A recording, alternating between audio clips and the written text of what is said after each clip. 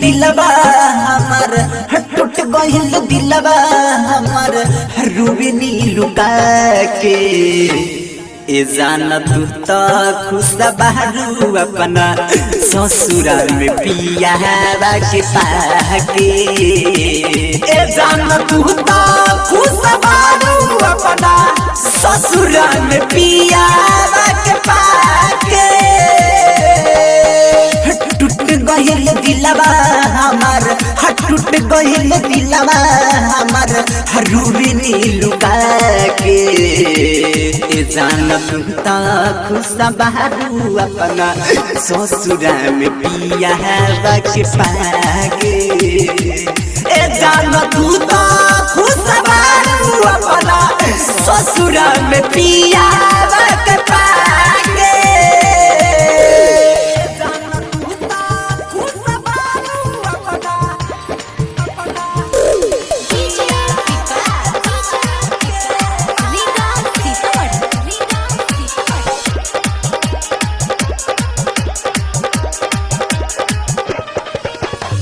जिंदगी में हमारा सबसे रहलू तू खास हो मिल खातिया आवत रहलू नहरी के पास हो बगीचा के पास हो ए जान कौन कभी रहे कि भुला दे हमरा के बताओ जिंदगी में हमारा सबसे रहलू तू खास हो मिल खातिया आवत रहलू नहरी के पास हो बगीचा के पास हो बगीचा के पास हो जिंदगी अब तो बहतर लागे जिंदगी अब तो बहतर लागे जे गहिलू भुला के ए जान तू तो खुश बहरू अपना ससुरा में पिया के पाके ए जान तू तो खुश बहरू अपना ससुरा में पिया के पाके ए जान तू तो खुश बहरू अपना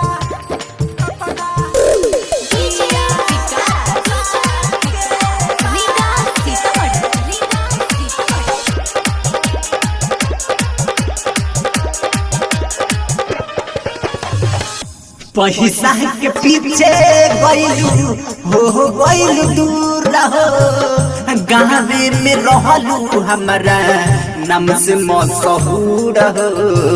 नाम से मशहूर हो नाम से मशहूर हो पैसा के पीछे गइलू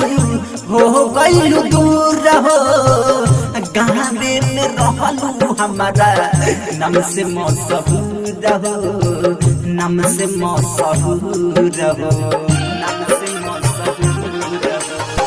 हो अनमोल सामन रौकी राइटर धनंजय रौकी के जियते जी मुआ